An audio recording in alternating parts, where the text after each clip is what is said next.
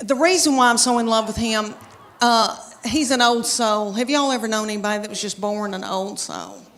He was born an 80-year-old man. All right, let me tell y'all why I say that. He has had a garden since he was in middle school. He has just always loved to learn and had all these nifty things that he's been into. Like he raised chickens. He was in Berry College.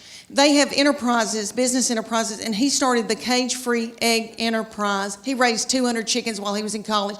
Do y'all want to know what I was doing at the University of Tennessee in the 80s?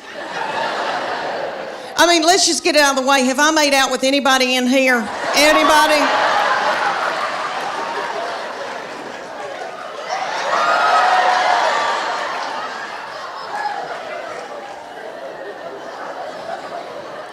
I was in terrible sin.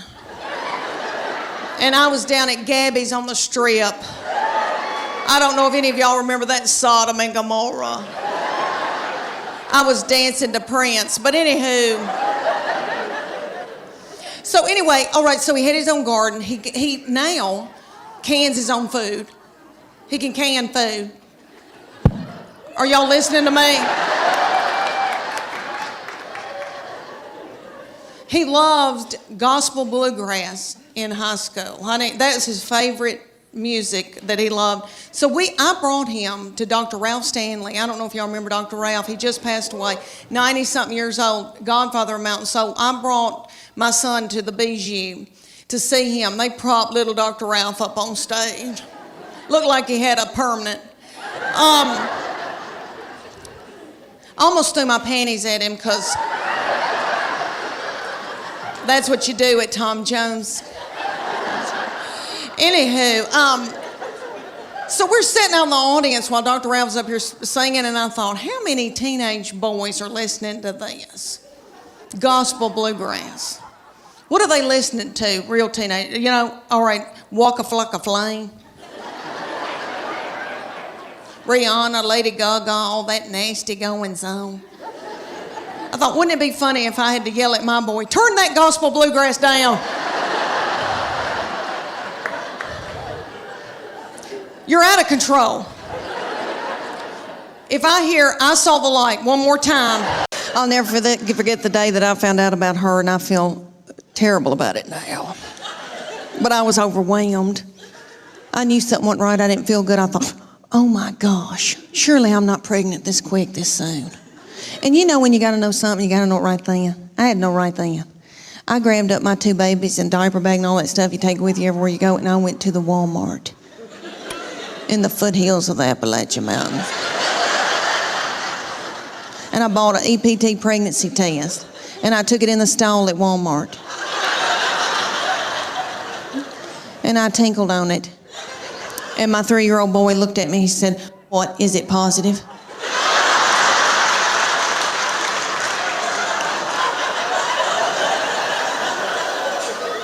And it was. So I drove home just as fast as I could, and I called my husband at work. And I said, you're trying to kill me, aren't you? With a slow vaginal death. Is that what you're trying to? Well, you're not going to. You better get home right now, because I'm going to walk out in the woods and let the animals eat me.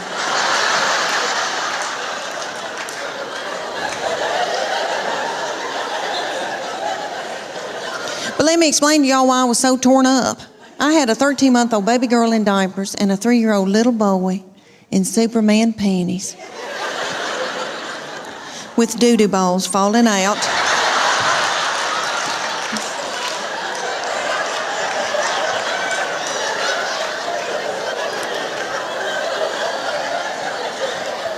At the grocery store.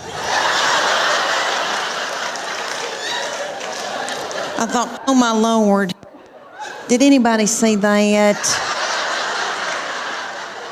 I don't have anything in my purse to pick it up with.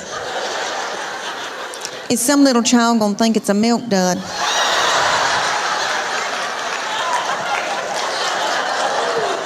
Let's just keep on moving, everybody, just keep on moving. But God knew better than I did because she's been a doll baby, but she's ruined. And I know I'm the one who did it. I was tired and beat down. So, anybody here who has more than two, you know, good night by that third and fourth one, you got to let them do what they got to do, you know.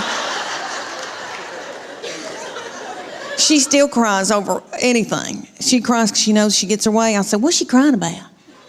She wants your toy? Well, just give it to her. I can't deal with it.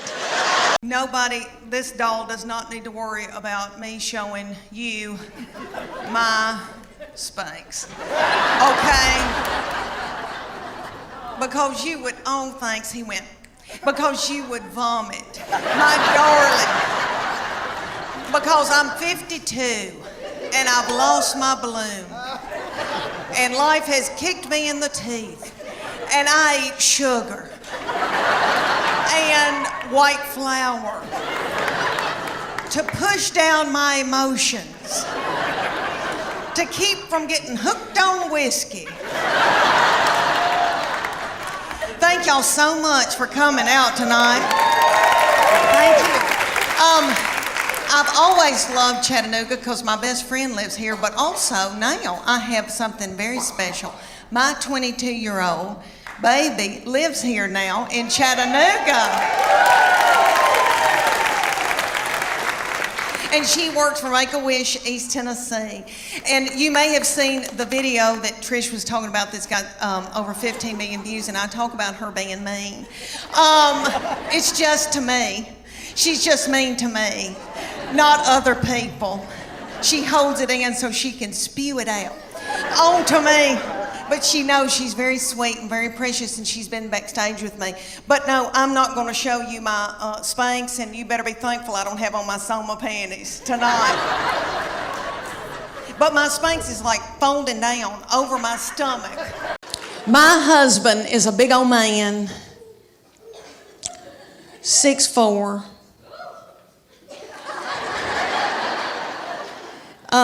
Very Superman-like, broad shoulders, narrow hips. He weighs about 230, 250 if we're all on gluten.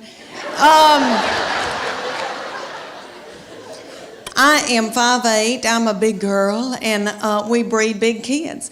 So we had all these beautiful tall children.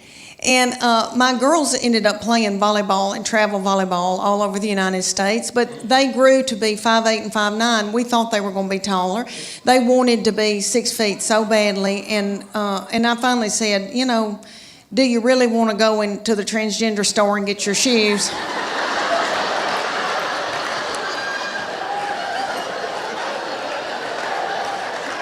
You know. But anyway, so my baby child grew really quick, really fast, and I think it's all that chicken I fed her. Now we don't eat any hormones and anything, but you know, back then we didn't know. So anyway, she grew really quick, really fast, and in elementary she was about 5'5", 5'6", and so she was taller than all the little children, and the principal and all the teachers. And she hated it. Was so self-conscious, but the good news is very athletic, very strong, and so all these teams around East Tennessee would call me and ask me, can she play goalkeeper for me in soccer? I'll buy her an iPhone. I'm not kidding. Can she play basketball for me? Because you just didn't see girls that tall and that strong and at that age. And I felt like LeBron James's mama. Is that him? LeBron James, little mama. And I lived through her, and I made her do all of that, and she hated it. She hated it. And so one day she came to us and she goes, I'm sick of all this and I'm not doing it anymore. She said, I want a chair. I said, well, baby, we're big people, and I